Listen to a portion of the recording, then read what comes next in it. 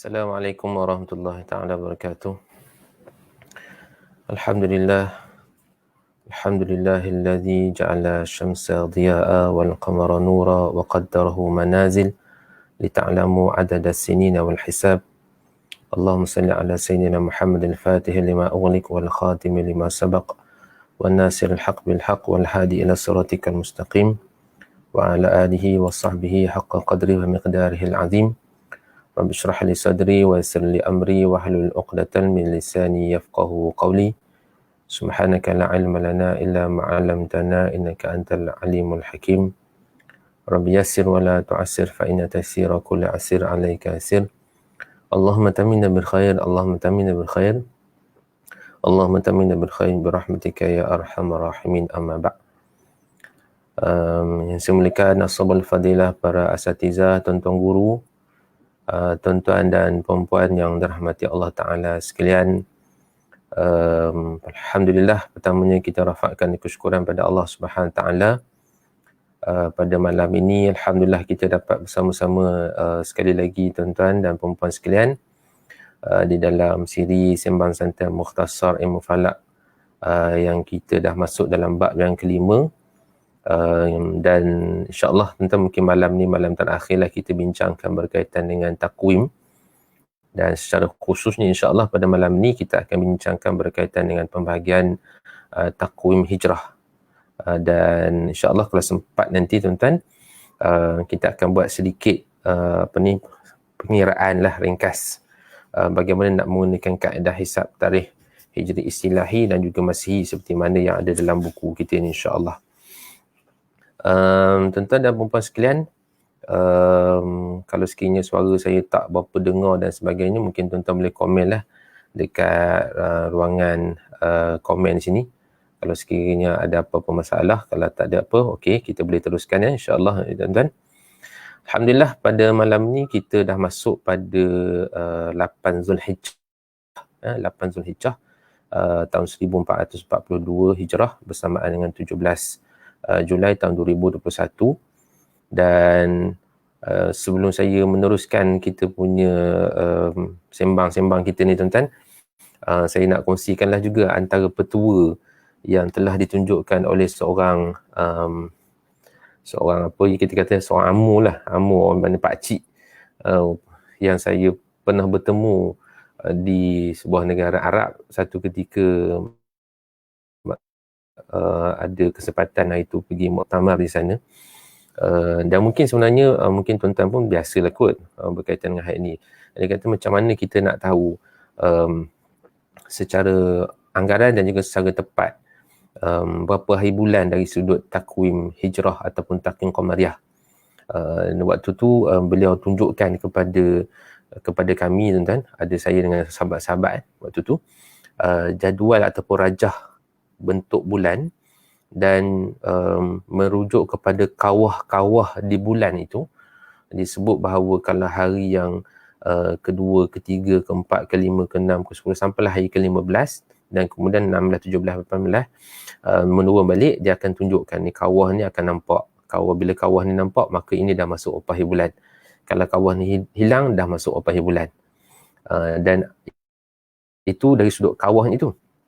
Cuma dari sudut yang lebih mudah dan mungkin kita boleh kongsikan jugalah dengan anak-anak ke dengan anak-anak murid kita dan sebagainya lah, iaitu dengan menggunakan kedudukan bulan pada waktu yang tertentu. Contohnya pada hari ini kita dah masuk 8 Zulhijjah, siang tadi 7 Zulhijjah. Maknanya kalau maghrib tadi, kalau tuan-tuan perasan, bila kita keluar waktu maghrib tu, bulan tu dah ada tegak atas kepala. Maknanya kita keluar pergi solat maghrib tadi ni, kita akan dapat lihat bahawa bulan ni ada di atas kepala kita. Maknanya kalau kita dongakkan kepala kita waktu kita pergi solat maghrib tadi, bulan betul-betul ada di atas kepala kita ataupun hampir-hampir. Itu menunjukkan bahawa bulan dah melepasi ataupun dah memasuki hari yang ke-7 ataupun hari yang ke-8. Itu antara petuanya lah. Dan kalau nak masuk tarikh yang ke-15 contohnya, lagi mudahlah. Waktu maghrib tu kalau kita dapat lihat bahawa waktu matahari terbenam hampir sama dengan waktu bulan terbit. matahari waktu maghrib tu, waktu maghrib itulah bulan baru terbit. Maknanya itu hari yang ke-15. Dan seterusnya lah. Itu antara kaedah yang mungkin tuan-tuan dan perempuan sedia maklum, ataupun mungkin lebih tepat lagi dengan menggunakan kawah-kawah itulah. Jadi ni antara kaedah orang-orang dulu bagaimana mereka nak mengenal pasti tarikh berdasarkan kepada putaran ataupun kitaran bulan Qamariyah ataupun berdasarkan kepada fasa-fasa bulan, insya-Allah. Baik, tuan-tuan. Okey, alhamdulillah tuan-tuan, insya-Allah pada malam ni kita nak sambung kembali pembahagian dalam pembahagian takwim hijrah kita, insya-Allah. Dan seperti biasa sebelum kita memulakan perbahasan lanjut kita, insya-Allah pada malam ni kita mulakan dengan hadis Nabi SAW. Kerana hadis ini pun kita akan bincang nanti ni, tapi maknanya kita advance dululah ya. Kita advance dulu, kita bincang dulu tentang hadis ini, insya-Allah. Okey. Tak berapa nampak. Okey, mungkin saya terlebih sikit kot dia punya ni. Okey. Hadis ini daripada An Abdullah bin Umar radhiyallahu anhuma. Kedua-duanya merupakan sahabat Nabi yang agung. Anna Rasulullah sallallahu alaihi wasallam, bahawa sesungguhnya Rasulullah sallallahu alaihi wasallam zakara Ramadan faqala, di mana Nabi SAW telah menyebutkan tentang bulan Ramadan, maka baginda bersabda, la tasumu hatta tarawul hilal wa la tuftiru hatta tarahu fa in ghamma alaikum faqduru lah, atau kama qala. Hadis riwayat Imam Bukhari dan juga Imam Muslim. Yang bermaksud la tasumu hatta tarawul hilal, jangan kamu berpuasa sehinggalah kamu melihat hilal, jangan bila kamu melihat sehinggalah kamu dapat melihat anak bulan, yang dalam konteks ini adalah anak bulan Ramadan ataupun hilal Ramadan. Wala tuftiru hatta tarahu, dan jangan kamu berbuka ataupun berhari raya hatta tarahu, sehingga kamu melihat hilal Syawal.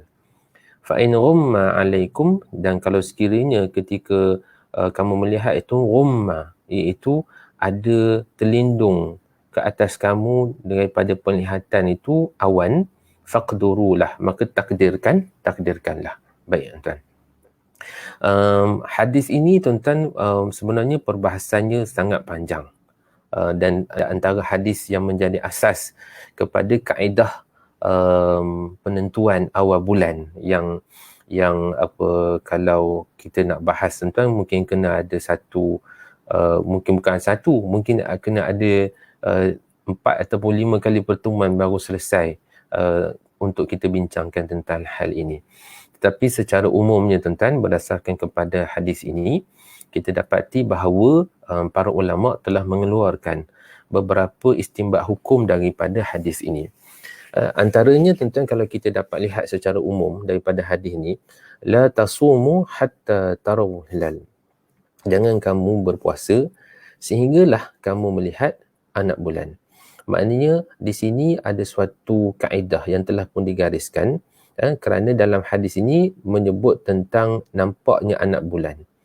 Maknanya yang pertama, tuan-tuan, dari sudut kalau pada minggu lepas kita tak dapat bersiaran secara langsung, kita bersiaran secara rakaman kerana kami terlibat dalam saya sendirilah terlibat dalam untuk melihat anak bulan Zulhijjah. Jadi dalam ayat yang kita bincangkan pada minggu lepas pun hampir lebih kurang sama perbahasan dia, bila Allah Ta'ala menyebutkan dalam Quran, yas'alunaka anil ahillah, mereka bertanya kepadamu wahai Muhammad tentang ahillah. Jadi konteks yang kita dapat faham daripada hadis ni dan juga ayat Quran yang sebelum dia kita dah bincang, bahawa hilal ataupun dalam konteks kita sebagai umat Islam, maka kita perlulah berpegang kepada takwim qamariyah dalam penentuan ibadat kita. Dalam penentuan ibadat kita ni tak ada satu kompromi lah, kena rujuk kepada takwim qamariyah. Tak boleh, tak ada kompromi lah. Maknanya bila nak menentukan bulan puasa, hari raya, bulan haji ni, kita dah masuk bulan Zulhijjah ni, bulan haji ni, maka kita kena merujuk kepada takwim ataupun sistem qamariyah. Dia tak ada kompromi, qat'iyah sampailah hari kiamat. Tak boleh guna syamsiah. Baik. Dan dalam konteks itu pula, dalam konteks yang berbeza pula, kita dapat lihat bahawa antara kaedah yang telah pun digariskan oleh para ulama daripada hadis ini, iaitu kita hendaklah melihat anak bulan, ru'yah. Ru'yah daripada hadis ini, antara yang telah dikeluarkan hukum daripada hadis ini, bila kita nak menetapkan awal bulan itu, dalam konteks ini awal bulan Ramadan dan awal bulan Syawal, maka hendaklah kita melihat anak bulan. Kerana dalam hadis ni, la tasumu hatta tarawul hilal wa la tuftiru hatta tarahu. 2 kali perkataan taraw tu kan. Ra'a di situ. Asal daripada perkataan ra'a, melihat. Melihat. Jadi melihat di sini bermakna, kalau dalam konteks kita dalam bahasa orang Falak ni lah, maknanya mencerap hilal. Kita mencerap hilal. Maka ini kaedah yang telah dikeluarkan oleh para ulama, iaitu kita hendaklah mencerap hilal. Okey, baik. Kemudian disebut fa in ghumma alaikum faqdurulah. Kalau sekiranya ketika itu ghumma, ada awan, maka faqdurulah, maka takdirkanlah.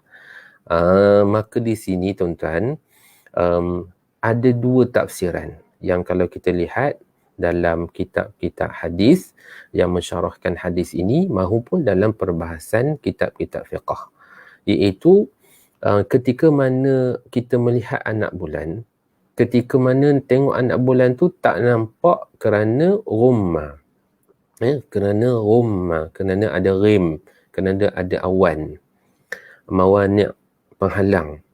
Faqdurulah, maka takdirkanlah. Maka dalam konteks hadis ini, faqdurulah inilah antara medan yang menjadi khilaf di kalangan para ulama. Iaitu bila kita meru'yah itu tak nampak anak bulan, maka selepas itu apa yang perlu kita lakukan? Maka di sini tuan-tuan, ulama terbahagi kepada 2. Satu, takmilah, iaitu menggenapkan. Maknanya tengok anak bulan 29, tak nampak, takmilah, genapkan jadi 30. Kerana jumlah hari dalam takwim qamariyah ini adalah paling maksimum 30, dia tak boleh jadi 31 ataupun tak boleh kurang sampai 28 tak boleh. Dia hanya 29 paling kurang, paling banyak 30. Maka bila tak nampak anak bulan, takmilah, genapkan jadi 30, esok jadi 30 hari bulan. Itu pandangan yang pertama. Pandangan yang kedua menyatakan bahawa kalau tak nampak anak bulan, maka kita rujuk kepada hisab, pengiraan. Hisab ataupun pengiraan. Maka kita melakukan pengiraan untuk mentakdirkan, untuk kita kadarkan, untuk kita menetapkan sama ada anak bulan itu ada ke tak ada waktu kita melakukan cerapan itu. Maknanya bila matahari dah terbenam itu, bulan tu ada ke tak ada, ataupun apa yang disebut sebagai hilal itu dia adalah satu bentuk ataupun fasa bulan yang selepas daripada fasa bulan muhaq, iaitu fasa bulan gelap. Maka selepas daripada fasa bulan gelap, ketika mana bulan sedang bulan, bumi dan juga matahari itu telah melalui fasa ataupun kedudukan ijtima' ataupun iqtiran, maka ketika itu akan lahirlah hilal. Maka konsepnya adalah bila matahari terbenam, hilal itu hendaklah berada di atas ufuk. Maka kalau dari sudut kiraan dah menunjukkan bahawa dah wujudnya hilal tersebut, maka boleh dirujuk kepada kiraan itu. Dengan merujuk kepada kiraan itu, maka esok tu boleh kita sabitkan. Sama ada kalau kiraan menunjukkan anak bulan tu dah ada, maka boleh kita tetapkan esok jadi 1 hari bulan. Kalau tak, maka kita genapkan esok jadi 30. Dan inilah tuan-tuan antara hadis yang menjadi medan khilaf di kalangan para ulama dalam membincangkan kaedah macam mana kita nak menetapkan awal bulan. Jadi ini antara salah satulah daripada hadis ataupun nas yang menjadi khilaf di kalangan para ulama. Baik, itu sebagai satu muqaddimah itulah pada malam ini tuan-tuan sekalian. InsyaAllah nanti kita nak pergi lagi lah, kalau sempat nanti kita akan tengok balik kat sini. Baik, ni sahabat kita awal tanya ni, Ustaz maaf tanya minggu lepas dapat nampak anak bulan tak? Bagi kami di Perak waktu meruqyah itu berawan, berawan, mendung. Dan kalau dari sudut ruqyah itu kami di Perak tak nampak anak bulan. Kita di Perak tak nampak anak bulan lah bagi kami di Perak. Okey, baik InsyaAllah nanti kita bincang balik lepas ni. Okey.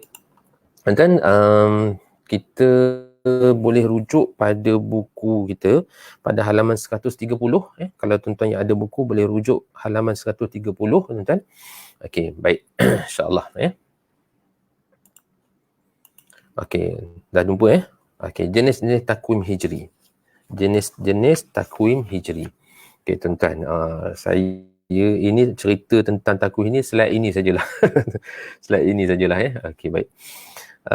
Jenis-jenis takwim hijri, kalau tuan-tuan dapat lihat sepintas lalulah apa yang kita nak bincangkan, dan slide ini pun ada yang kami sebutkan di sini, ada 4 jenis takwim. Yang keempat-empat jenis takwim ini adalah cabangan daripada takwim yang dihisab ataupun takwim yang dikira. Takwim yang dikira. Maknanya kita ada proses pengiraan yang dibuat untuk menentukan sama ada esok 29 ke ataupun 30. Hari ni 29, esok dia 30 ke ataupun 1 hari bulan. Okey, baik. Jadi tuan-tuan, keempat-empat ini insya-Allah saya akan cuba huraikan dengan secara ringkas pada malam ini. Takwim istilahi. Baik. Takwim istilahi tuan-tuan adalah satu takwim yang disusun secara ringkas, dan berdasarkan kepada hadis Nabi sallallahu alaihi wasallam yang kalau kita rujuk dalam buku ni, tuan-tuan boleh rujuk dalam buku ni, iaitu hadis daripada Nabi sallallahu alaihi wasallam di mana Nabi sallallahu alaihi wasallam bersabda, inna ummatun ummiyah la naktub wa la nahsub الشهر هكذا وهكذا وهكذا وعقد الإبهام في الثالثة والشهر هكذا وهكذا وهكذا يعني تماما 30. Dalam hadis ini baginda Nabi SAW telah menyebutkan bahawa sesungguhnya inna ummatun ummiyah, kita ini satu umat yang ummi, yang tak tahu menulis dan tak tahu mengira. Sebulan itu hakadha wa hakadha wa hakadha. Nabi SAW menunjukkan dalam bentuk jari itu asyahru hakadha wa hakadha wa hakadha. Wa aqada ibham fi thalithah, dan Nabi SAW ketika mana kali yang ketiga itu Nabi SAW mengurangkan jari. Maknanya Nabi SAW tunjukkan bahawa sebulan itu ada 30, 29. Begitu. Wa syahru hakadha wa hakadha wa hakadha yakni tamam 30. Dan sebulan itu sekali lagi Nabi SAW sebutkan hakadha wa hakadha wa hakadha yakni tamam 30. Kadang-kadang sebulan itu dia jadi 30, kadang-kadang dia jadi 29. Baik tuan-tuan. Okey. Tuan-tuan yang ada buku mungkin boleh betulkan sikitlah tak terjemahan daripada hadis itu, nampak macam tak selari mungkin ada, memang ada kesilapan sikit pada terjemahan tersebut tuan-tuan mungkin tuan-tuan boleh betulkan sikit dia punya terjemahan itu. Baik. Jadi berdasarkan kepada hadis ini, Nabi SAW telah menyebutkan bahawa sebulan itu kita sebutkan tadi ada 29 ataupun 30 hari. 29 ataupun 30 hari.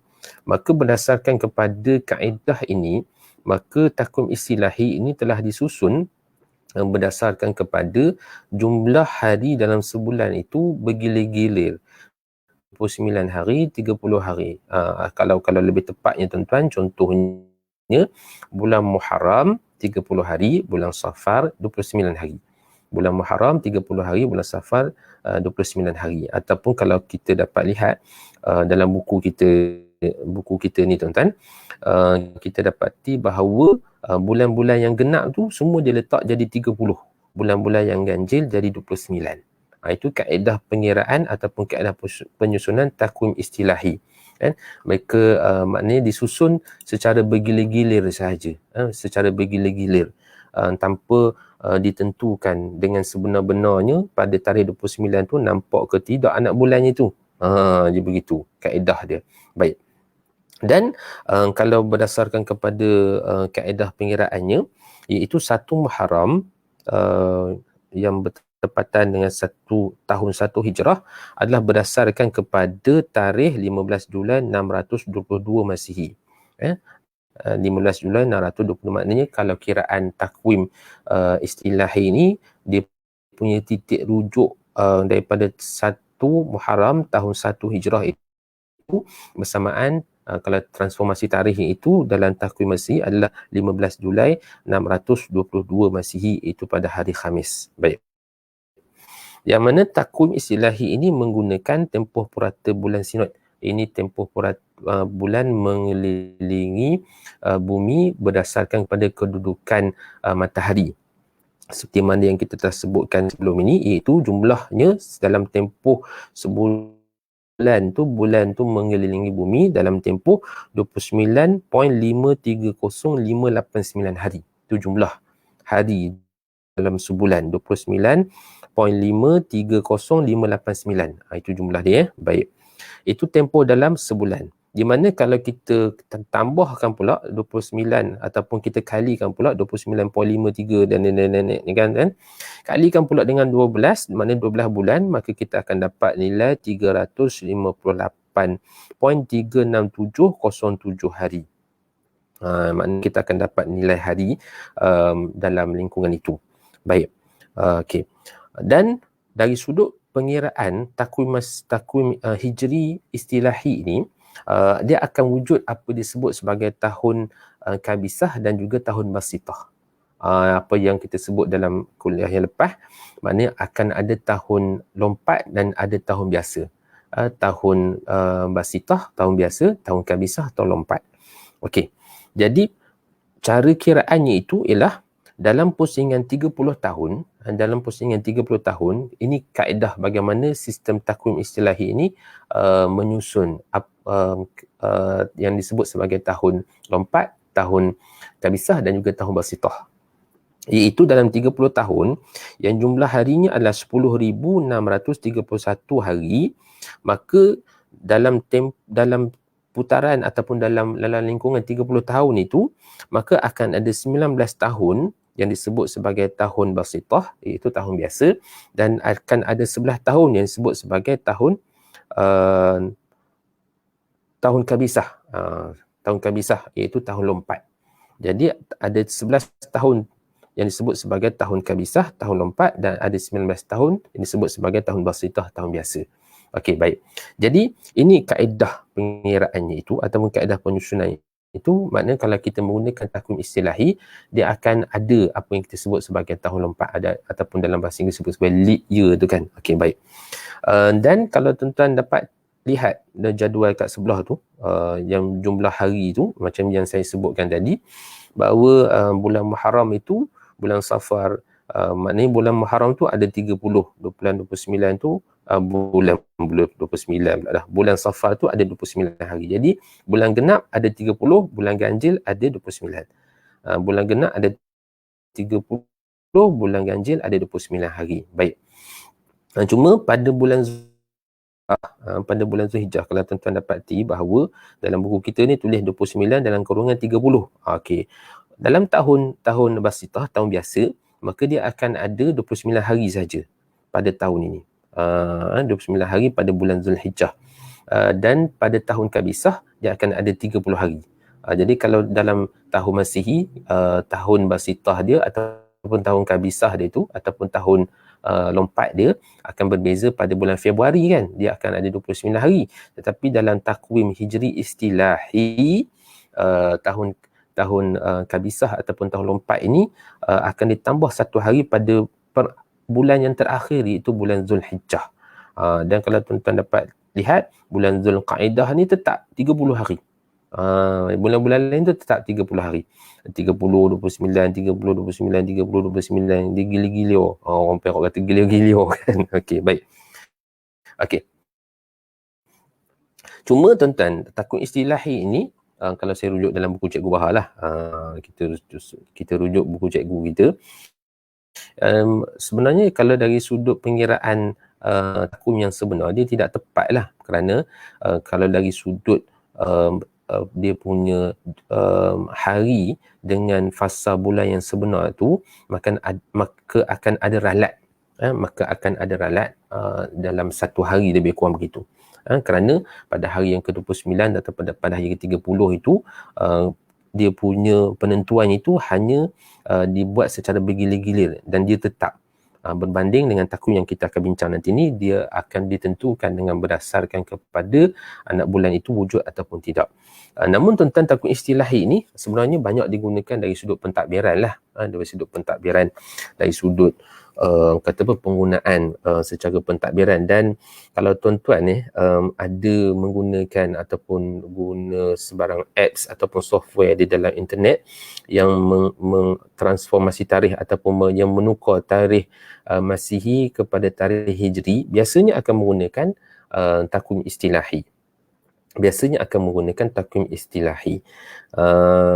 Dan sebab itu tuan-tuan akan dapati bahawa bila kita convert dengan tarikh ataupun takwim yang kita guna pada hari ini, akan ada ralat satu hari. Dia mungkin akan betul dan mungkin akan ada beza satu hari.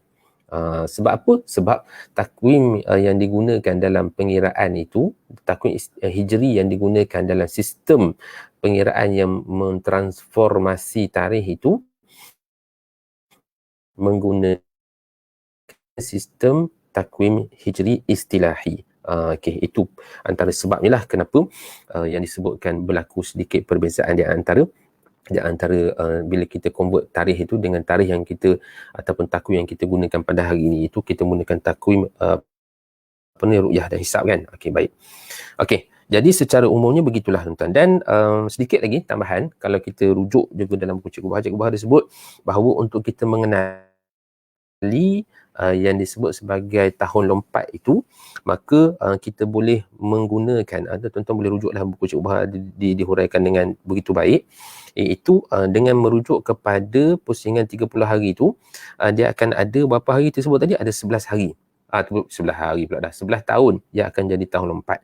Dengan merujuk kepada tahun yang kedua, tahun yang kelima, tahun ke-7, 10, 13, 15, 18, 21, 24, 26, 29. Kalau tuan-tuan tak sempat, tak apalah. Nanti boleh rujuk balik dalam buku insya-Allah ya. Baik.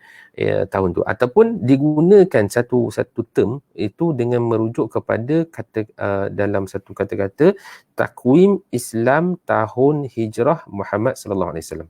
Okey. Takwim Islam tahun hijrah Muhammad.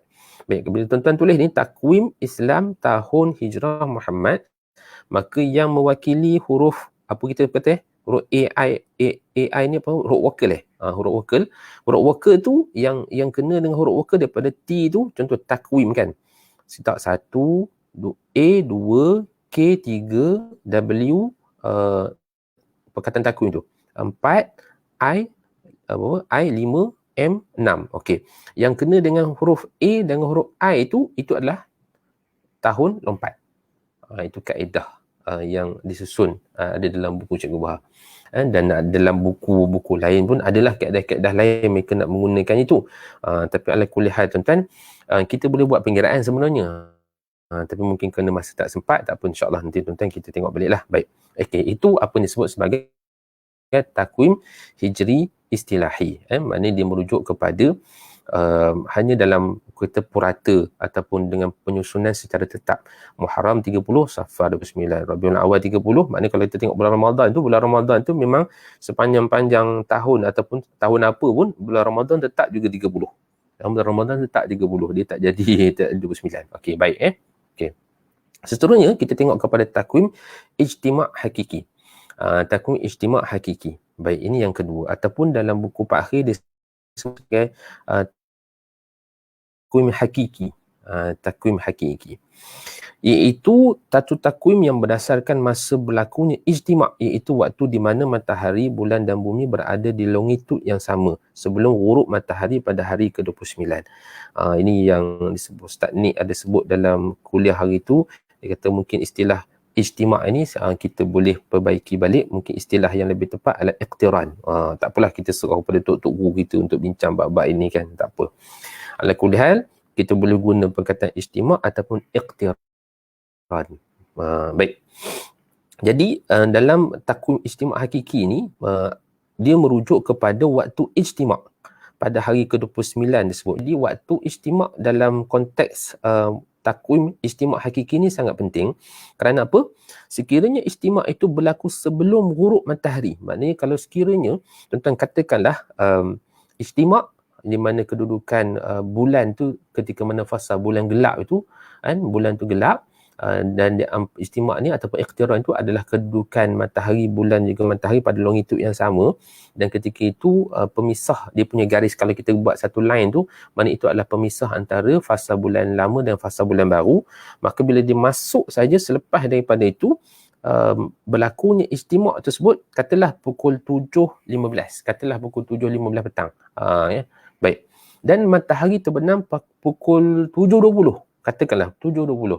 Jadi 7.15 berlakunya istimak dalam pengiraan kita, dan waktu matahari terbenam pula pada 7.20. Maknanya beza antara dua waktu ni hanya lebih kurang 5 minit sahaja. Maka dikira bahawa anak bulan sudah pun ada di atas ufuk ketika itu, dan ketika itu tuan-tuan esok tu ataupun malam tu dah masuk 1 hari bulan. Itu saja punya kaedahnya begitu. Maknanya kita hitung bila berlaku istimak, maka bila istimak itu berlaku sebelum daripada matahari terbenam, maka ketika itu malam ni ataupun esokan harinya itu dah jadi 1 hari bulan. Tapi kalau sekiranya kita melihat ataupun kita punya kiraan menunjukkan bahawa istimak berlaku selepas daripada matahari terbenam, maka keesokan ataupun malam itu akan digenapkan menjadi 30 hari bulan. Jadi ini kaedah yang juga tuan-tuan yang saya rujuk dalam buku Pak Khir disebut berdasarkan kepada mesyuarat daripada jawatan kuasa yang telah bersidang pada tahun 1967, tuan-tuan, pernah menggunakan takwim ini, pernah menggunakan kaedah ini dalam menentukan awal bulan di Malaysia. Ini kena rujuk balik sahabat-sahabat kita, tuan guru kita Fadil Ustaz Razalan, YDP kita Tuan Mahrul Zaman pun ada, Ustaz Fadul Hadi, ramai ni tuan-tuan guru kita ni. Baik, jadi ikut sejarahnya tuan-tuan, takwim istimak hakiki ni pernah digunakan, dan dalam buku Cikgu Bahar dia sebut bahawa kaedah ini telah digunakan secara berleluasa dalam takwim ataupun dalam takwim yang disusun oleh Raja Haji Muhammad Tahir dalam risalah Natijah 1332 Hijrah. 1332 Hijrah tuan-tuan. Pernah digunakan kaedah ini dengan menggunakan waktu istimak itu ditentukan sebelum berlakunya ataupun sebelum terbenamnya matahari, maka esok tu dah kira 1 hari bulan. Itu takwim yang kedua. Baik, kalau tuan tengok dalam gambar rajah ni, begitulah maknanya kalau sekiranya berlaku istimak itu, kalau secara gambaran kasar dia lah, maknanya kalau kita lihat matahari dan juga bulan tu dia berada pada longitud yang sama, maknanya kalau kita contohlah ni sebagai contoh tuan-tuan dalam gambar slide ni, maknanya dia berlaku sebelum daripada matahari terbenam.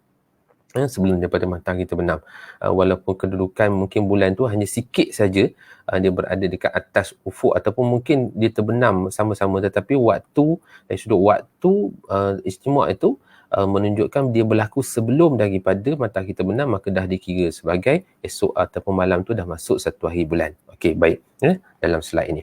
Okey, seterusnya tuan-tuan, takwim wujudul hilal.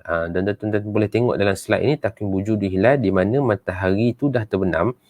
Itu macam tak apa terbenam lagi tu kan, tapi sajalah tuan-tuan buat tu, pasal kalau terbenam nanti kan langsung tak nampak pula matahari tu kan. Jadi nampak juga ujung-ujung tu, nak tunjukkan bahawa dia terbenam. Tuan-tuan bayangkan waktu tu terbenam lah. Okey, baik. Takwim wujudul hilal. Ini macam di advance sikit lah daripada takwim istimak hakiki. Ia berdasarkan kepada perkiraan falak bahawa hilal akan berada di atas ufuk setelah ghurub matahari, setelah matahari terbenam, tanpa mengambil kira apa-apa kriteria. Sekiranya hilal berada di atas ufuk, maka keesokan harinya menjadi 1 hari bulan. Jika keadaan sebaliknya berlaku, esoknya jadi 30 hari bulan.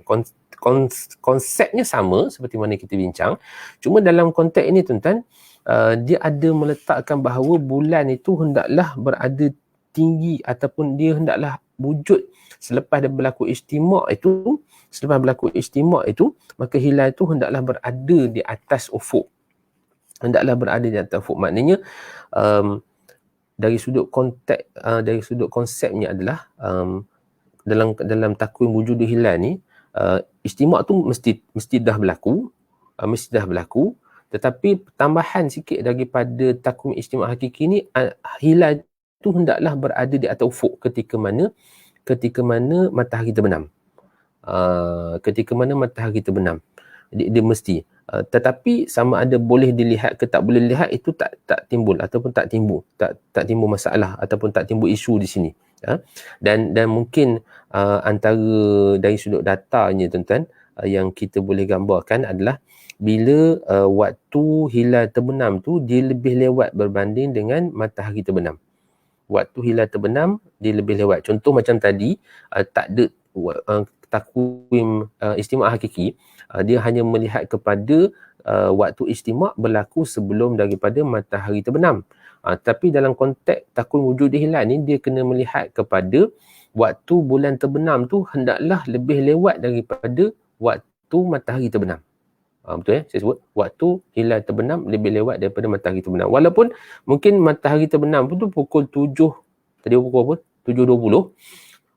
Hilal terbenam pukul 7.25. 5 minit saja bezanya tuan-tuan. Maka dalam konteks takwim wujud hilal dah dikira bahawa anak bulan tu sudah wujud, dan ketika itu malam tu dah jadi satu hilal. Okey. Yang ke apa ni? Yang ketiga, yang keempat. Dalam konteks kita pada hari ini tuan-tuan, inilah takwim yang kita gunakan, itu takwim ru'yah dan hisab. Dia satu penambahbaikan, advance daripada takwim wujud hilal. Kenapa? Nanti kita tengok. Merupakan satu sistem takwim yang berasaskan kepada perkiraan falak dalam mengesahkan kedudukan anak bulan berdasarkan kepada kriteria tertentu. Okey, dalam konteks Malaysia, kita sebut dalam konteks Malaysia nah. Okey, yang ni minta tuan-tuan yang ada buku cuba betulkan sikit tuan-tuan, kerana ada beberapa maklumat yang tertinggal. Iaitu ketika mana matahari terbenam, hilal hendaklah berkedudukan seperti berikut. Okey, manakala tuan-tuan tengok dalam rajah tu ada maklumat yang tertinggal. Tinggi hilal tidak kurang daripada 2 darjah. Yang tinggi tu, yang altitude tu tuan-tuan, kami tertinggal nak tulis 2 tu. 2 darjah. Tuan-tuan boleh tulis itu 2 darjah. 2 darjah. Tapi tengok ceritanya tak lama lagi nak ubah juga ni. Tak apalah, nanti kuliah yang akan tahun depan nanti kita cerita lain pula. Baik Attitude 2 darjah. Tuan-tuan tulis. Yang ada buku tulis. Tak ada buku, tak payah tulis lah. Attitude 2 darjah. Okey. Ketika matahari terbenam. Dan ketika mana matahari terbenam tu, jarak antara ataupun disebut sebagai jarak lengkung tu, kedudukan matahari dan bulan tu, jarak dia hendaklah lebih daripada 3 darjah. Tu ada. Dan kemudian ketika hilal terbenam, umur hilal itu tidak kurang dari 8 jam. Tidak kurang daripada 8 jam. Okey, ni tuan-tuan minta betulkan pada tulisan tu dah betul dah, tapi pada rajah tu ada benda tertinggal. Kalau tuan-tuan nak clearkan lagi tuan-tuan, kalau tuan-tuan nak clearkan lagi, cuba tulis sikit waktu bulan terbenam tu dekat rajah tu, bulan terbenam, lukislah tuan-tuan waktu yang nak panah satu lagi tu kan, yang nak panah ni. Kalau ini yang disebut sebagai ketika mana matahari terbenam, hilal hendaklah berada ketinggian 2 darjah, dan jarak antara hilal dengan bulan ni hendaklah lebih daripada 3 darjah. Dan ketika mana hilal ni terbenam, dia hendaklah umurnya tu lebih daripada 8 jam. Tuan-tuan tulis kat sini, mungkin boleh lukis apa, nampak mahu tak yang saya gerak-gerakkan ni? Mungkin boleh tulis dekat bawah ni, buat garisan putih-putih ke, bulatan putih-putih menunjukkan bahawa bulan terbenam dia hendaklah lebih daripada 8 jam. Dalam konteks kita pada hari ini tuan-tuan, inilah sampai kepada bulan Zulhijjah ni, bulan Zulhijjah 1442 ni, inilah kriteria yang telah kita pakai. Inilah kriteria yang telah kita pakai. Kalau berdasarkan kepada rujukan ringkas saya tadi sempat saya tengok, digunakan pada kesemua bulan, maknanya bulan Haram sampailah ke bulan Zulhijjah, bermula pada tahun 1995. bermula pada tahun 1995, dan sebelum itu digunakan pada bulan Ramadan dan juga bulan Syawal lebih awal pada tahun 1983. Dan kalau digunakan kepada takwim Zulhijjah, makna dalam penentuan kita nak berhari raya Aidil Adha ini dia lewat sikit, iaitu pada tahun 1994. Jadi kalau saya tersilap, tersalah ni, minta sahabat-sahabat saya tolong betulkan nanti insyaAllah nah. Tolong betulkan. Oh ya, ramai ni pakar-pakar kita ada dalam ni. Ini mesti tak ada apa nak buat malam ni. Dah ramai pula dah tunggu kita ni. Okey, senanglah sikit kerja kita. Okey, baik. Jadi yang pentingnya waktu matahari terbenam tu, hilal tu berada di atas ufuk, dan daripada takwim wujud hilal ni dia kena ada kriteria, ada syarat dia, ada syarat minimum dia. Macam anak-anak kita nak masuk universiti kan, dia kena ada syarat minimum, bukan SPM asal lulus je boleh masuk universiti. Tak, dia kena ada syarat minimum dia, lulus bahasa Melayu, contoh, ataupun bukan lulus lah, nak kena kredit, kena A bahasa Melayu. Kalau nak sambung subjek-subjek ataupun kos-kos tertentu, subjek-subjek ni pula kena skor, contoh begitu. Jadi dalam konteks takwim ru'yah dan hisab ni, maka anak bulan tu kena lulus dia punya syarat-syarat yang telah pun ditetapkan.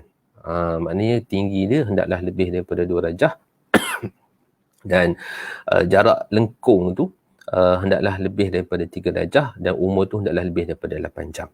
Nanti tahun depan tu kan, kalau kita ada kuliah lagi, kita akan cerita tentang kriteria baru pula.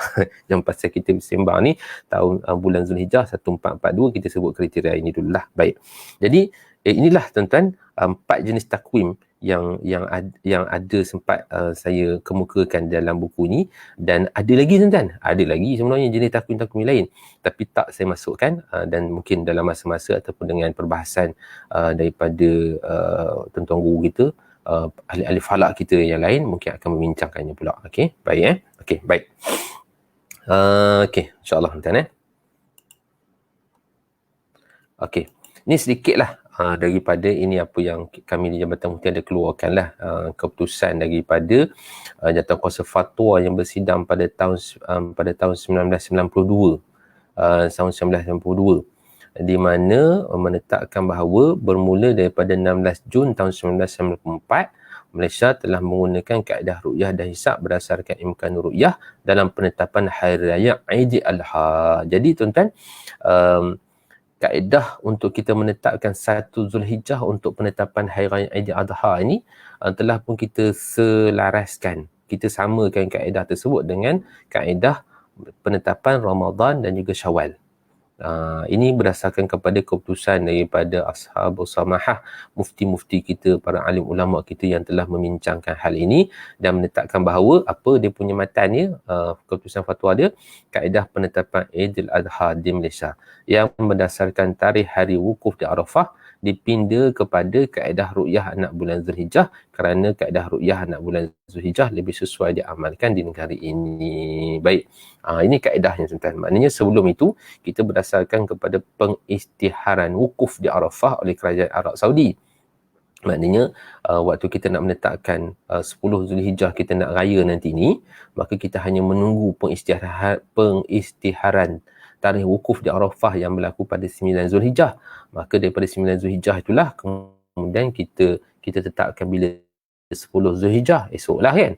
Okey, bukan esok ni. Maknanya 9 Zulhijjah kalau dalam konteks tahun ni jatuh pada hari Isnin, maka hari raya Aidil Adha pada 10.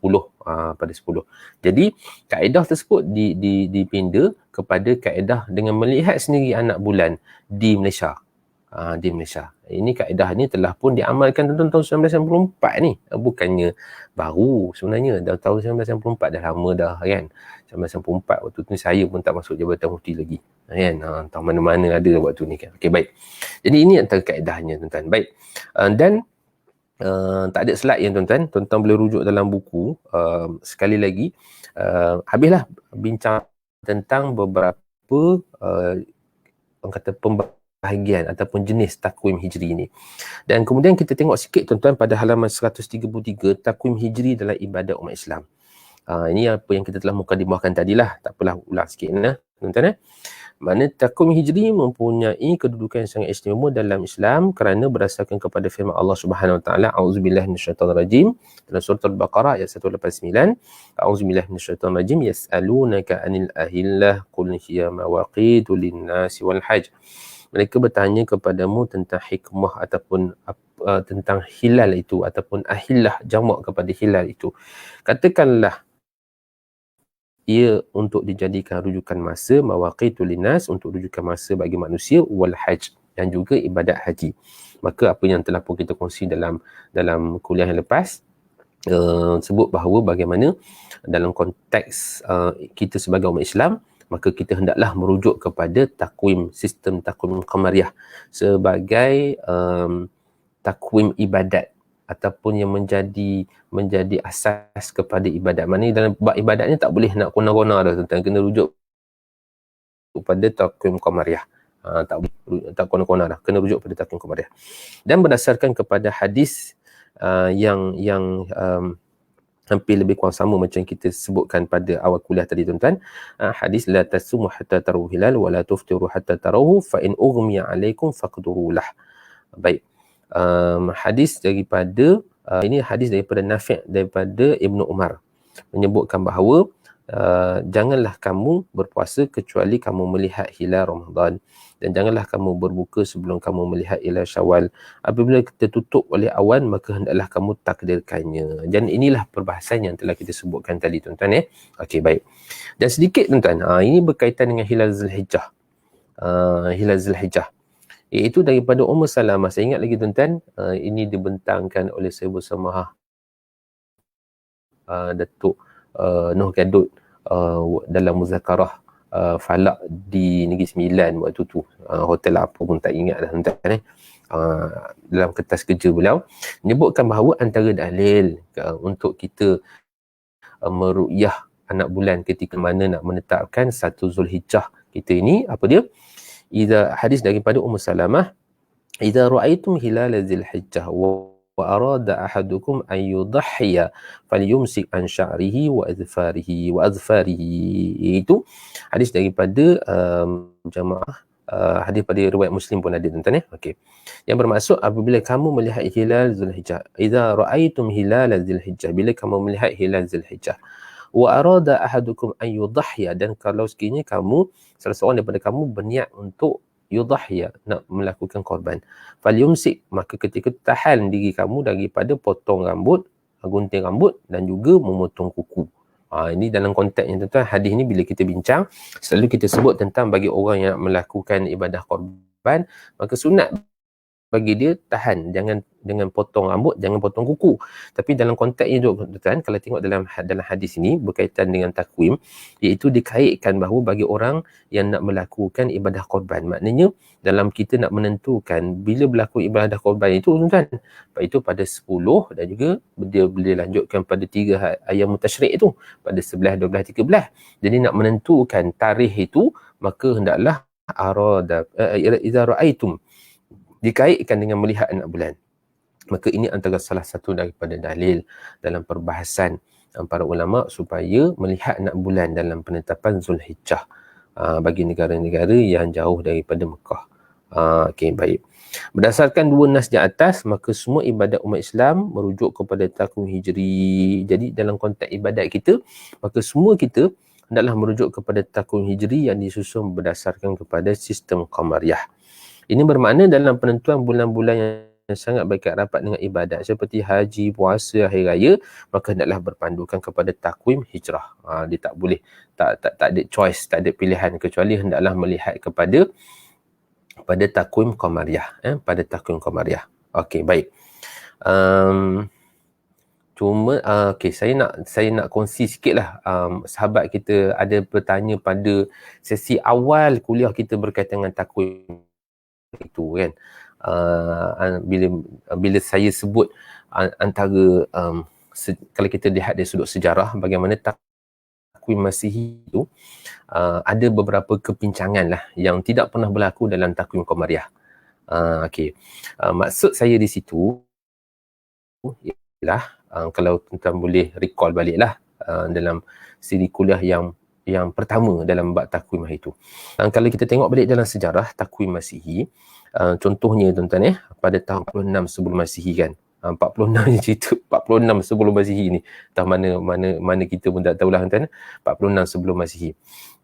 Maka pada tahun tersebut yang disebut sebagai takwim atau yang sebagai takwim Julian itu disusun, maka pada tahun tersebut tuan-tuan hilang ataupun ada ralat sebanyak 90 hari dalam takwim tersebut. Maknanya ditambah 90 hari dalam takwim tersebut, dan dalam takwim tersebut telah hilang 10 hari. Telah hilang 10 hari. Okey, kalau kita bandingkan dalam sejarah takwim Qamariyah, tuan, maka ini tak pernah berlaku lah. Ini berdasarkan kepada hasil daripada apa yang saya faham dan saya baca daripada beberapa buku seperti Profesor Mat Ilyas ada menulis tentang takwim, perbezaan antara takwim Masehi, takwim Hijri dan sebagainya, dan juga Pak Akhir pun menulis. Okey, baik, itu maksud yang saya boleh sampaikan. Tetapi bila kita sebut dalam konteks kita pada hari ini, contoh bila kita berada di Malaysia, contohlah tuan-tuan, kalau kita bincang sikit dalam isu semasa pada hari ini dalam penetapan 1 Zulhijjah. Mungkin kalau kita nak bandingkan, kalau kita tengok dalam ICOP ICOP International Christian Observation Project itu ada melaporkan bahawa negara-negara melihat anak bulan dalam penetapan 1 Zulhijjah ni ada 2 hari. Ada yang menetapkan pada hari Ahad 1 Zulhijjah, ada yang menetapkan pada hari Isnin 1 Zulhijjah. Okey, baik. Ini berlaku tuan-tuan, banyak sebab lah. Antaranya kalau kita sebutkan tadi, takrifan oleh para alim ulama yang berada di negara tersebut, Sahibul Samahah, mufti-mufti, para hakim-hakim, para alim ulama mereka yang memahami bagaimana konteks hadis yang kita bincangkan tadi ni. Ada yang menerima konsep ru'yah hakiki, ada yang menerima konsep hisab hakiki, ada yang menerima konsep seperti mana dalam Malaysia kita menggunakan kaedah ru'yah dan hisab. Jadi ini antara salah satu sebab kenapa berlakunya perbezaan. Dari sudut fasa bulan itu ataupun tarikh dalam takwim sistem Qamariyah itu masih lagi sama, cuma penetapan satu ataupun satu hari bulan itu saja berbeza kerana dari sudut hukum, pemahaman dari sudut hukum itu antara salah satu sebab dia. Okey, baik Okey, itu yang pertama. Yang kedua tuan-tuan, kalau dalam mazhab Syafi'i ada perbahasan berkaitan dengan matlaq, maknanya kalau nampak anak bulan di satu tempat, maka boleh tak tempat yang lain follow, ikut? Maka itu ada perbahasan matlaqnya. Contoh macam kita dengan Mekah, ini dia takrifkan sebagai beza matlaq. Beza matlaq kita dengan Mekah contohnya. Itu yang kedua. Yang ketiga, kalau kita tengok dalam buku Profesor Muhammad Ilyas dan buku Cikgu Bahar sini ada sebut bahawa bulan itu sendiri sebenarnya dia ada tempat yang boleh dilihat dan ada tempat yang tidak boleh lihat. Kalau dalam buku Cikgu Bahar dan buku Profesor Muhammad Ilyas ada dibuat satu garisan anak bulan, ada negara yang boleh nampak anak bulan dan akan ada negara yang tak boleh nampak anak bulan, dan secara fizikal dia bahawa kalau kita lihat bahawa anak bulan ni dia semakin jelas ataupun semakin potensi boleh dilihat itu dari sudut idealnya adalah bila dia berada di sebelah barat. Maknanya kalau semakin ke barat, maka semakin jelas anak bulan itu dilihat kerana dia semakin membesar. Okey, baik. Jadi ini antara salah satu sebab lah kenapa kalau saya boleh recall balik ataupun saya boleh jawab balik soalan daripada sahabat kita yang bertanya pada sesi awal hari tu kan. Okey, ini antara salah satu sebabnya lah. Bukan salah satu, ni ada 3 sebab. Okey, saya sebutkan. Okey, baik. Okey, jadi tuan-tuan, okey, sahabat, terima kasih Tuan Haji Ahmad Zainal nak minta saya terangkan satu daripada halaman 135 140. Ini memang saya nak masuk dalam bab ni. Okey, insya-Allah. Okey, tuan-tuan. terakhir tuan-tuan, sebelum kita mengakhiri kita punya sembang-sembang kita pada malam ni, saya nak kongsikan sikit tentang kaedah hisab tarikh hijri istilahi pada halaman 135, 136, 137. Dan tuan-tuan, tarikh kalau nak convert dalam tarikh ataupun Masihi 138, 139, 140. Okey, baik.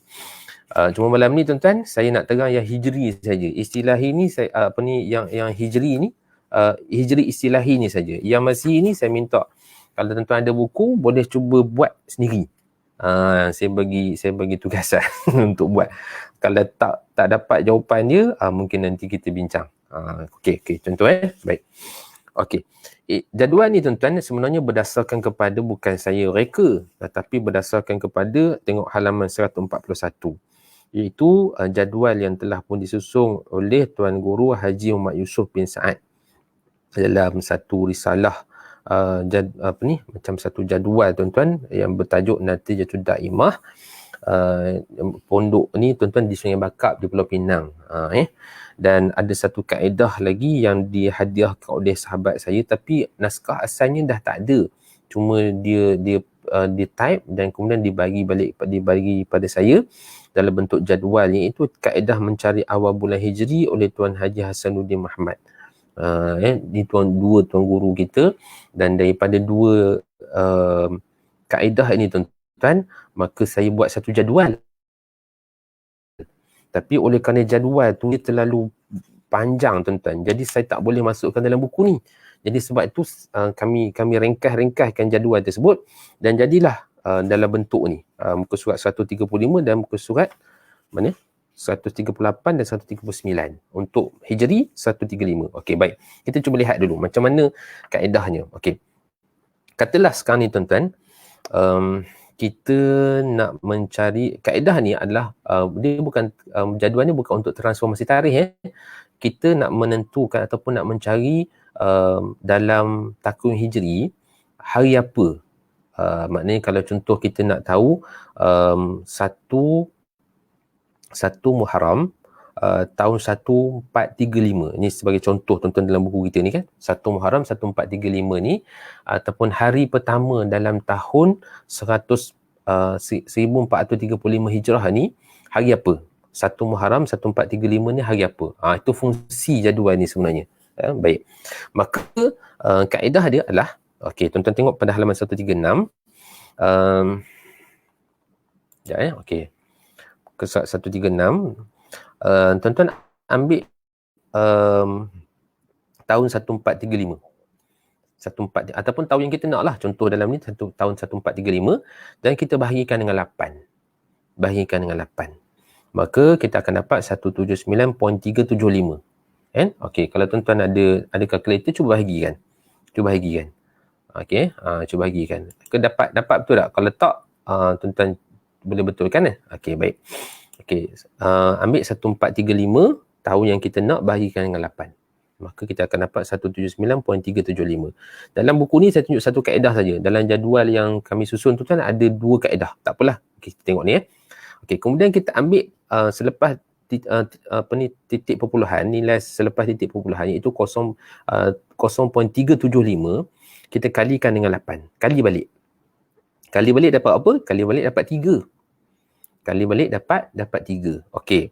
Bila dapat 3 ni tuan-tuan, maka tuan-tuan tengok kepada nilai baki. Okey, nilai baki. Dalam slide ini ada saya dah copy paste supaya tuan-tuan dapat lihat dengan lebih mudah. Baki ini baki. Ini baki, ada saya gerakkan mouse ni. Tuan-tuan boleh nampak tak? Baki. Ini baki. Maka tengok pada nilai baki 3. Tengok dengan baki 3 ni 1, 2, 3. 3. Okey, 3 ni menunjukkan hari Selasa. Maka 1 Muharram 1435 adalah hari Selasa. Itu kaedah. Senang je lah tuan, bukan susah pun. Tak pasal kita kan sebut itu, buku ni pun nak tak ada kira-kira yang dahsyat-dahsyat lah.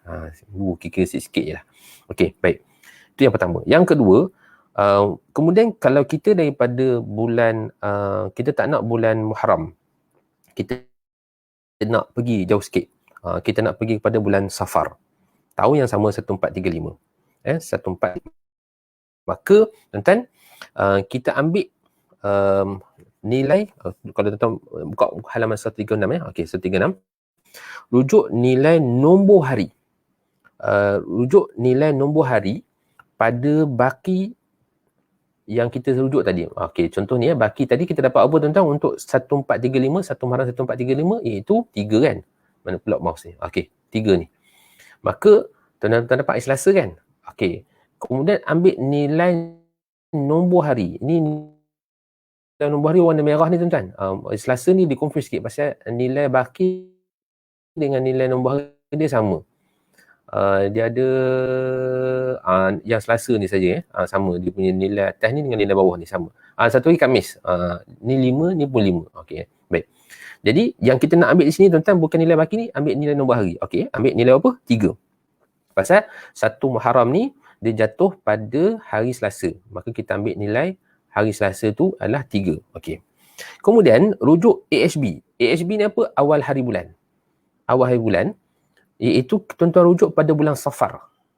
Bulan Safar ni, bulan Safar awal hari bulan dia adalah jumlah hari dia adalah 2. Jumlah hari dia 2. Maka tuan-tuan ambil 2. Ambil 2. Okey, maknanya kita dapat 3, dapat 2. Kemudian apa kita nak buat? Apa yang kita nak buat lepas tu adalah kita tambah 3 dengan 2 ni. Tambah 3 dengan 2.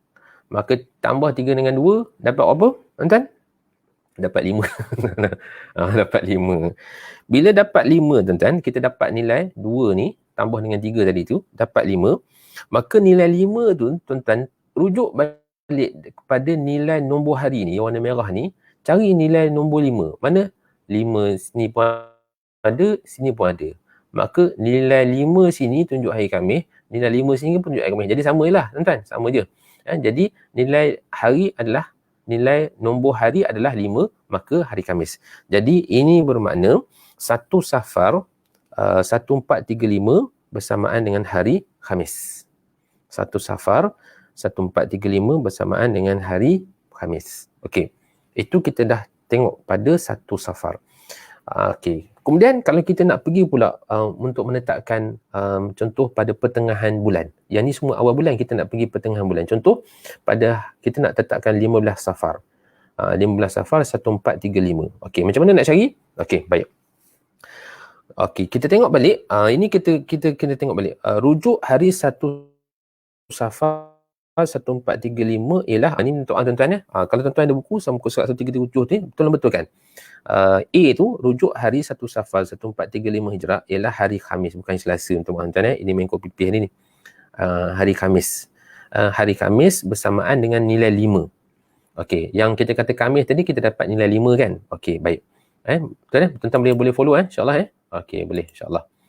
Kemudian tuan-tuan tengok dalam nota kita ni, muka surat 137 ni, ambil 15 hari bulan yang kita nak kira tu. Kita nak cari hari 15 Safar 1435 tu hari apa? Maka tuan-tuan ambil 15 hari tu, 15 hari bulan. 15 tu tambahkan dengan 5, nilai hari Khamis tadi. Nilai hari Khamis tu. Dapat 20 kan? Dapat 20. Maka 20 tolak 1. Kena tolak 1. Jadi dapat 19. Okey, 19 ni tuan-tuan kena bahagikan pula dengan 7. Tuan-tuan kena bahagikan pula dengan 7. Maka bila dapat nilai itu, ambil selepas titik perpuluhan. Ambil selepas titik perpuluhan. Kalau dalam buku kita ni, nilainya adalah 0.714285714 ataupun biasalah kita ambil 5 ataupun 4 lepas titik perpuluhan tu pun boleh kan. Kalikan dengan 7, kali balik dengan 7, maka kita dapat nilai 5. Maka bila dapat nilai 5, macam tadi juga kaedah 2, tuan-tuan rujuk saja nombor hari yang bersamaan dengan nilai 5, masih lagi Khamis, bermakna 15 Safar 1435 bersamaan dengan hari Khamis. Okey, boleh tuan-tuan? Boleh dah habis dah. Dah habis dah. dah habis. Saya ada buat satu exercise juga ni untuk yang 10 Zulhijjah. Jadi tuan-tuan kalau nak cuba tengok kira 10 Zulhijjah tahun 1442. 10 Zulhijjah 1442. Kalau kita dalam takwim kita ni jatuhnya pada hari Selasa. Cuba tuan-tuan kira tengok, betul dah tidak jatuh hari Selasa? Nanti boleh sebut dalam Facebook, boleh komen lah kot dalam Facebook kan, contoh. Okey, baik. Dan berdasarkan kepada perbezaan takwim istilahi dengan takwim imkan ru'yah seperti mana kita sebut tadi, akan diralatkan satu hari. Itu biasalah tu kan. Okey, baik. Kemudian tuan-tuan, kaedah hisab tarikh Masihi sama macam yang kita bincangkan tadi, cuma nilai baki dia ni banyak sikit. Banyak betul ni tuan-tuan. Banyak betul. Dan satu tu, kalau baki hari Ahad tu, satu tu ada 3 nilai. Ada 4 nilai. 1, 7, 18, 24. Ya, contoh. Okey, baik. Dan jumlah hari pun ada sedikit perbezaan. Ada sedikit perbezaan. Contohnya, kalau hari Sabtu tu ada nilai 7, ada nilai 0. Maknanya dua-dua boleh lah. Dua-dua boleh. Okey, baik. Yang ini, saya minta tuan-tuan cuba kira sendiri. Ini kiraan disebut sebagai nilai, kaedah kiraan disebut sebagai kaedah hisab urfi. Urfi maknanya kiraannya pun ringkas dan mudah takribi untuk tapi yang masih ni insya-Allah rasa tepat ni. Masih ni insya-Allah tepat, sama macam yang masih pada hari ni. Sama macam masih hari ni kalau tuan-tuan dapat ni. Kaedah dia maknanya kalau tuan-tuan kena kira daripada 1 Januari, maknanya kita dapatkan dulu dalam perkara 1 tu, iaitu kita kena kira dulu 1 Januari tahun 1977 contoh dalam ni. Kemudian kita kira pula 1 Oktober 1977, 1 Oktober 1977, dan kemudian barulah kita cari tarikh yang kita nak, kalau sekiranya dia melibatkan pertengahan bulan. Okey, sebagai contoh tuan-tuan kenapa pilih 3 Oktober 1977? Itu ada ceritanya lah, nanti insya-Allah kita sambung akan datang. Okey, baik. Muka surat 141 macam saya, jadual yang ada dihadiahkan oleh sahabat kami, Fadil Ustaz Abdul Halim, tuan-tuan. Dia ada hadiahkan ini dan dia menjadi salah satu daripada koleksi kamilah di Jabatan Mufti, manuskrip yang telah pun kita buat kajian, dan ada sedikit pembetulan lah sebenarnya pada jadual ini. Ala kulli hal, ini adalah hasil daripada ijtihad para alim ulama kita, dan pada halaman 142, 143, 144 itu antara rajah-rajah tuan-tuan, gambar rajah infografik lah sebenarnya, untuk menetapkan macam mana anak bulan pada hari ini. Sebenarnya nak buat color tuan-tuan, tapi bajet tak cukup, kita buat warna hitam je lah. Baik, insya-Allah tuan-tuan. Allah Ta'ala a'lam. Minta maaf tuan-tuan, dah terlajak 10.37 tuan-tuan. Jadi saya cuba tengok baliklah saya pada awal tadi. Alhamdulillah, terima kasih banyak tuan-tuan, sahabat-sahabat, Fadil Ustaz Amri, Tuan Zel, Tuan sahabat Sampai Hitam, Ustaz Khairul Anwar, Ustaz Fadil Hadi, Berman, Ustaz Ardi, Ustaz Azlan, ini Tuan-Tuan Guru Besar Ustaz Syahril, ini Tuan-Tuan Guru Besar ni Cik Muhammad. Okey, disebut sini, sekejap apa disebut? Kalau sekira matahari bersama bulan terbenam 7.20 petang, macam mana kiranya dah masuk bulan baru ke? Dalam konteks ini nak tengok dalam konteks mana ni? Kalau dalam konteks anak bulan dalam konteks pada hari ni memang taklah, pasal kita kena ada kriteria imkan ru'yah tu, kriteria imkan ru'yah, ataupun dalam konteks takwim wujudul hilal pun tak boleh juga, pasal bulan hendaklah terbenam lebih lewat daripada matahari. Kalau sekiranya matahari terbenam bersama bulan pada okey, ni mungkin soalan ni berkait rapat dengan takwim istimak kot, takwim istimak hakiki. Jadi dalam konteks tu dia kena istimak tu hendaklah berlaku sebelum daripada terbenam matahari, walaupun mungkin seminit. Itu yang setakat yang saya faham lah daripada apa yang telah disebutkan takwim ijtima' hakiki ni. Kalau saya betul kefahaman saya lah daripada soalan yang Cik Muhammad bin Abdul Tahir sebutkan ni, iaitu kalau sekiranya matahari bersama bulan terbenam 7.28 petang, macam mana kiranya dah masuk bulan baru. Kalau dalam konteks ijtima' takwim ijtima' hakiki tadi, masih belum, kerana dari sudut kaedah dia hendaklah berlaku sebelum matahari terbenam. Hendaklah berlaku sebelum matahari terbenam, insya-Allah.